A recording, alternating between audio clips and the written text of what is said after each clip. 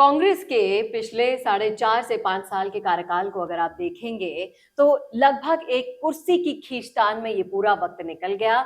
और अगर बात करें अशोक गहलोत वर्सेस सचिन पायलट के बीच में जो घमासान हुआ था, वो घमासान कहीं ना कहीं दिखाने के लिए तो थम गया है, लेकिन अंदर खाने की जो बातें राजनीतिक गलियारों में निकल कर आती हैं वो ये है कि ये तूफान कभी भी जोर पकड़ सकता है। लेकिन सचिन पायलट ने एक चुप्पी साध ली है।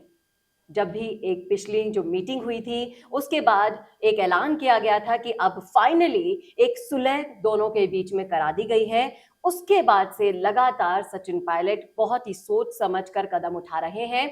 और एक जो चुप्पी उन्होंने साध ली है उसकी वजह से उनके समर्थकों ने अब ये बीड़ा उठा लिया है कि अब सचिन पायलट की जो स्थिति है उसे कैसे मजबूत किया जाए, जिसके एग्जाम्पल अगर आप देखेंगे तो आपको आए दिन वायरल वीडियोस उनके समर्थकों के देखने को मिल जाएंगे। तो क्या सचिन पायलट के समर्थक एक अभियान छेड़ दिए हैं उनकी स्थिति को मजबूत करने के लिए? क्या कौन बनेगा मुख्यमंत्री, इस सवाल का कोई फैसला, कोई तार उन तक पहुंच पा रहा है? क्यों सचिन पायलट चुप बैठे हैं? करेंगे इन सभी मुद्दों पर चर्चा के लिए मौजूद है हमारे साथ हमारे editor in chief Varun Bhansali ji. Sir, आपका बहुत बहुत स्वागत है स्टूडियो में। तो मैं ये जानना चाहूंगी कि सचिन पायलट लगभग चुप से बैठे हैं, जहां मतलब होता है, काम होता है, हर जगह जा तो रहे हैं, जितना बोलना है उतना बोल तो रहे हैं। कहीं ना कहीं आला कमान से उनको ये आश्वासन मिल गया है कि आने वाले समय में जैसे जैसे उनको धीरे धीरे ही सही पर तवज्जो दी जा रही है, तो क्या उन्हें कहीं ना कहीं आश्वासन दे दिया गया है कि आने वाले समय में उनको और तवज्जो मिलेगी, जो वो चाह रहे हैं वो मिलेगा, इसलिए वो चुप है? और दूसरी साइड अगर देखें तो उनके समर्थक बहुत ही ज्यादा मतलब एक बीड़ा सा उठा लिए हैं कि अब उन्हें अपने नेता के लिए कुछ करना है। तो क्या है इस पर आपकी राय? देखिए, समझने वाली बात एक है कि भगवान राम को अगर सीता जी को बचाना था तो क्या लंका से उनका पता करने या फिर लंका को चेतावनी देने या फिर शुरुआती सारा काम करने खुद भगवान राम गए थे क्या? तो उन्होंने तो आखिरी तीर ही चलाए थे ना, उससे पहले तो उनकी सेना ही काम कर रही थी। और हनुमान रूपी, सुग्रीव रूपी जितने सारे लोग थे उनकी सेना के मेन सारे अधिपति वही सारा काम कर रहे थे। ठीक वैसे ही आखिरी जो दाव होता है वो मास्टर के लिए छोड़ा जाता है, बाकी सारा काम जो है वो सपोर्टर्स करते हैं। ये एक चाणक्य नीति है, ये एक युद्ध नीति है, ये एक राजनीति है और इसी राजनीति पर सचिन पायलट काम कर रहे हैं। और आप अगर पूरी स्ट्रैटेजी देखेंगे तो वो चुप भले ही नजर आ रहे हो, वो भले ही बहुत तोल मोल के बयान दे रहे हैं, और ये अभी से नहीं पहले से भी करते आए हैं। जब उनको नाकारा, निकम्मा, कोरोना, गद्दार भी बोला गया था, उन्होंने जवाब में पिता तुल्य ही बोला था। तो ये उनका शिष्टाचार कहो, उनकी मैच्योर राजनीति कहो, उनकी शानदार रणनीति कहो, ये लगातार चलता आ रहा है। लेकिन इन दिनों अगर आप उनकी मीटिंग्स को बहुत ढंग से देखेंगे तो समर्थक लगे हुए हैं बढ़िया से बढ़िया मीटिंग करवाने में, ये दृश्य दिखाने में कि भीड़ तो सचिन पायलट के पास ही आती है, और ये दृश्य दिखाने में वो पहले भी कामयाब रहे। लेकिन इन दिनों अगर आप देखेंगे तो भीड़ कई गुना ज्यादा आ रही है। तो ताकि आलाकमान के पास ये मैसेज जाए कि मुख्यमंत्री गहलोत का या सरकार के किसी फंक्शन में तो पूरी सरकारी मशीनरी लगती है, तब वो लोग लाती है, एक एक विधायक बसें भर भर के लाते हैं, प्रियंका गांधी के फंक्शन में और भी ज्यादा लाते हैं। लेकिन सचिन पायलट तो एक मंत्री भी नहीं है, वो तो एक संगठन के बड़े पदाधिकारी भी नहीं है, फिर भी उनके पास इतनी भीड़ कैसे आ रही है? ये भीड़ जाहिर तौर पर उनकी लोकप्रियता के चलते आ रही है, लेकिन लोकप्रियता के साथ व्यवस्था और इंतजामात भी चाहिए होते हैं, जो सचिन पायलट खुद जाकर नहीं करते हैं, उनके समर्थक करते हैं। देखिए आपने बांदीकुई वाली सभा, उससे पहले देखिए आपने टोंक की जो सभाएं हुई प्रियंका गांधी की सभा से पहले भी, प्रियंका गांधी की खुद की सभा क्यों उन्होंने टोंक में की? सोचिए, क्योंकि उनको पता था कि मारवाड़ में ये भीड़ नहीं आने वाली, चाहे सरकार अपनी सारी मशीनरी लगा दे, टोंक में करेंगे तो भीड़ भी आएगी और सभा का मैसेज भी जाएगा। और वो भीड़ इसलिए आएगी क्योंकि सचिन पायलट पर उनको भरोसा था। तो सचिन पायलट ये दिखाना, बताना, जताना, समझाना चाहते हैं कि उनके बिना किसी बड़े पद पे होते हुए, संगठन सरकार में दोनों में बिना किसी बड़े पद पे होते हुए भी भीड़ पूरी आती है, और इसके पीछे वेद प्रकाश सोलंकी है, इसके पीछे मुकेश भाकर है, इसके पीछे उनके तमाम सारे समर्थक है, जी आर खटाना है। आप समझ रहे कि इतने सारे समर्थक को आप पूरी ताकत जब देते हो तब ये काम होता है। और असल में ये काम होने के पीछे जो बुनियादी वजह है, इसको समझना जरूरी है। हमेशा सचिन पायलट आवाज किसके लिए उठाते? कार्यकर्ताओं के लिए, समर्थकों के लिए। तो उनको पता है कि अगर मैं गहलोत गुट में रहूंगा तो मैं आज उनका हूं, कल उनका दुश्मन हो जाऊं। वो आज मेरे लिए कुछ कर देंगे, कल नहीं करेंगे। वो पूरी तरह से जो है राजनीतिक समीकरणों पर डिपेंड करेगा। लेकिन सचिन पायलट अगर किसी के साथ हैं तो वो आज भी हैं, कल भी रहेंगे और हमेशा तक चलेंगे, आवाज उनके लिए उठाते रहेंगे। इसका एक उदाहरण ये भी है कि सचिन पायलट जब लगातार इंसाफ की डिमांड करते रहे तो सबसे पहले खुद मंत्री नहीं बने, उन्होंने हेमाराम चौधरी को मंत्री बनवाया, उन्होंने रमेश मीणा को मंत्री बनवाया, उन्होंने अपने तमाम सारे दूसरे विश्वेंद्र सिंह को मंत्री बनवाया। तो कहीं ना कहीं ये सब हर कार्यकर्ता वॉच करता है। तो आपको नहीं लगता कि अभी जैसे जैसे टिकट वितरण की प्रक्रिया पास में आ रही है, तो इस तरह से समर्थकों का और भी ज्यादा एक्टिव होना कहीं ना कहीं इस टिकट वितरण में भी भूमिका मिले या जाहिर फिर तौर उन्हें पर प्रायोरिटी मिले? जाहिर तौर पर मेरे लिए लड़ाई कौन लड़ेगा? मैं कार्यकर्ता हूं, मेरे लिए आगे कौन बोलेगा?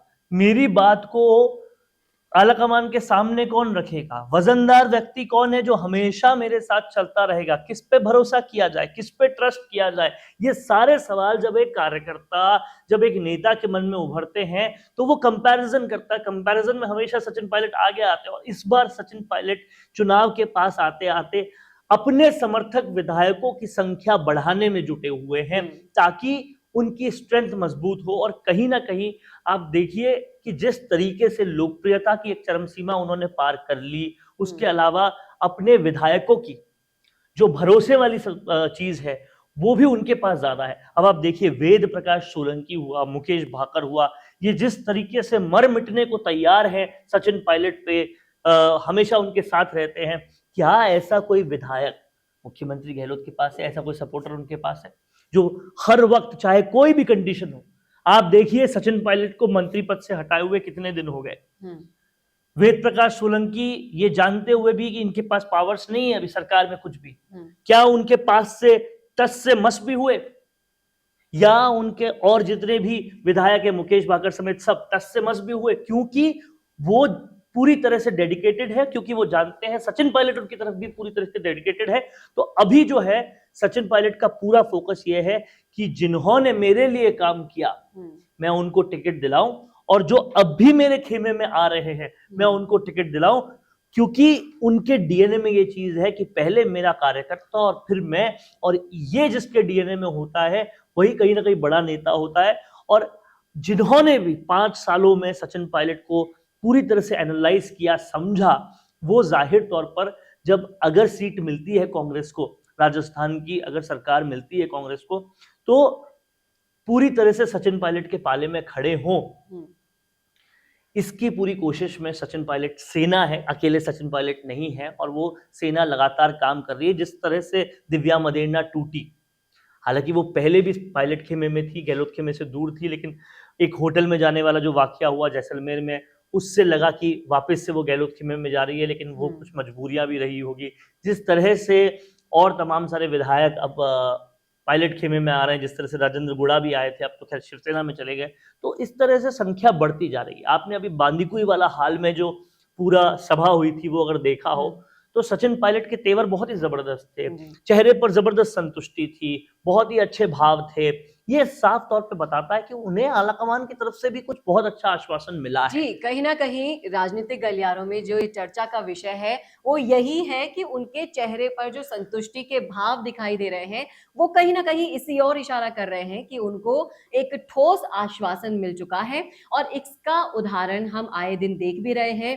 प्रियंका गांधी हो, राहुल गांधी हो, जिस तरह से उन्हें तवज्जो धीरे धीरे मिलती जा रही है, और धीरे धीरे ही सही, लेकिन जो इज्जत, जो तवज्जो, जो मान सम्मान उनको पिछले 4.5 सालों में नहीं मिला, अब मिलना शुरू हो गई है। और फ्यूचर में भी उन्हें जरूर जो आश्वासन है उन्हें पूरा होने की उम्मीद लग रही है। जब हम बात करते हैं खेमेबाजी, जी, तो ये खेमेबाजी केवल और केवल सचिन पायलट और अशोक गहलोत के गुट की नहीं है। ये खेमेबाजी युवा बनाम बुजुर्ग गुट की है, जो कि ऊपर से चली आ रही है। और वो ऊपर जब मैं बात करता हूं तो वहां सोनिया गांधी वर्सेस प्रियंका गांधी, राहुल गांधी भी है। वहां पर भी ये बुजुर्ग वर्सेस युवा की लड़ाई चल रही है। और जब तक बुजुर्ग आगे हैं तब तक ये चलता रहेगा कि अध्यक्ष भी मल्लिकार्जुन खड़गे बनेंगे, मुख्यमंत्री भी अशोक गहलोत बनेंगे। आप बता दीजिए कांग्रेस का कोई ऐसा राज्य जहां आपको यंग चीफ मिनिस्टर मिला हो। हिमाचल में आप मान सकते हैं, लेकिन उसके अलावा कोई भी राज्य बता दें। ज्यादातर राज्यों में बुजुर्ग ही रखे गए हैं, क्योंकि एक इंफीरियरिटी कॉम्प्लेक्स भी कह सकते हैं कि अगर कोई यंग रखा, बुजुर्गों के पास तो अनुभव तो होता ही है। अनुभव के अलावा ये चीज है कि एक इंफीरियरिटी कॉम्प्लेक्स है कि अगर कोई यंग रखा और वो राहुल से तेज निकल गया तो फिर राहुल की क्या अहमियत रहेगी। वो एक जो बेटे को लेकर इंफीरियरिटी कॉम्प्लेक्स है वो भी है। लेकिन अब राहुल गांधी की जिस तरह से छवि नजर आ रही है, वो कहीं ना कहीं पीछे रहकर काम करना ज्यादा पसंद कर रहे हैं। और वो ऊपर से जो लगता है, बाहर से जो देखकर लगता है, सूत्रों से जो जानकारी मिलती है, उससे जो समझ में आता है वो ये कि अगर सोनिया गांधी पूरी तरह से किसी दिन जिम्मेदारी दे दे राहुल गांधी और प्रियंका गांधी को, तो वो कहे आओ सचिन पायलट तुम आगे आओ, आओ शशि थरूर तुम आगे आओ, हम पीछे से मॉनिटर करेंगे, हमें कोई दिक्कत नहीं है।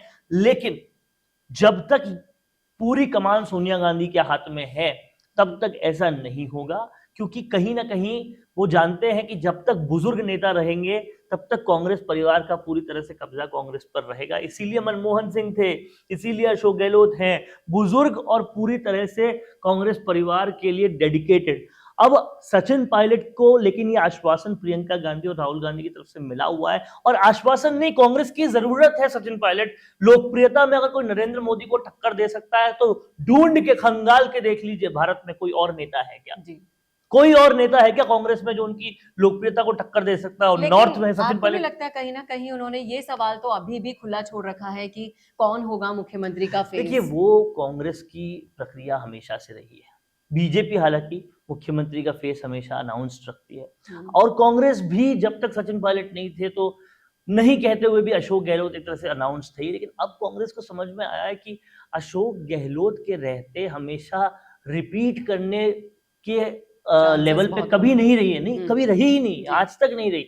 सरकार थी और रिपीट अगर हो गई, ऐसा कभी हुआ ही नहीं अशोक गहलोत के टेन्योर में, उल्टा बहुत बुरी स्थिति में आकर हारे हैं। तो इस बार भी ऐसा हो, इसकी संभावनाएं ऑलरेडी सर्वेस कम बता रहे हैं। मारवाड़ जो अनुमान मुख्यमंत्री गहलोत का गढ़ है, वहां से हारते हुए दिखा रहे हैं सर्वेस। तो कहीं ना कहीं, और सचिन पायलट के खेमों से, सचिन पायलट की इलाकों से जीतते हुए दिखा रहे हैं। तो यही वजह थी कि प्रियंका गांधी ने भी सभा टोंक में की, और भी सारे समीकरण आप उठा के देखेंगे तो सब कुछ अलाइन दिखेंगे आपको इस वजह से। तो कहीं ना कहीं ये तय है कि कांग्रेस को अगर बदलाव लाना है तो यंग लोगों को आगे लाना होगा। और ये बदलाव आपको CWC में भी दिखा जब सचिन पायलट और शशि थरूर को अंदर लिया। जी, ये तो आपने बिल्कुल सही कहा। और अब धीरे धीरे ही सही सचिन पायलट अपने मिशन की तरफ आगे बढ़ रहे हैं। और जो कांग्रेस के अंदर यूथ और ओल्ड ब्रिगेड की, जो यंग ब्रिगेड की लड़ाई है, वो कहीं ना कहीं आगे भी बढ़ती जाएगी। और इस लड़ाई में किसकी जीत होगी, किसकी हार, ये तो आने वाला वक्त ही बताएगा। लेकिन सचिन पायलट के समर्थक तब तक उन्हें ऐसी मजबूत स्थिति में ले जाएंगे, वहां सचिन पायलट के लिए कोई भी कुछ बिगाड़ नहीं पाएगा। और कांग्रेस का क्या हश्र होने वाला है आने वाले विधानसभा चुनावों में, ये तो आने वाला वक्त ही बताएगा। लेकिन आप जरूर बता सकते हैं कैसा लगा आपको हमारा ये विश्लेषण, और ये वीडियो कैसा लगा, कमेंट करके जरूर लिखिएगा अपनी राय कमेंट बॉक्स में। इस वीडियो को ज्यादा से ज्यादा शेयर कीजिएगा, और ऐसे ही और वीडियोस के लिए देखते रहिए राजस्थान संवाद। नमस्कार। कौन देखता है अब टीवी पर आपको कितनों ने देखा, ये कैसे पता चलेगा? घर घर इंटरनेट पहुंचने के बाद अब सब कुछ है डिजिटल। आपका वीडियो कितनों ने देखा, ये हर पल आपको पता चलेगा। इसलिए डिजिटल मीडिया में बनाइए अपनी पहचान। 4.5 करोड़ से ज्यादा व्यूज और 3,27,000 से ज्यादा सब्सक्राइबर वाले राजस्थान के चैनल राजस्थान संवाद पर करवाइए कवरेज। ज्यादा जानकारी के लिए व्हाट्सएप करें 7339900549 पर।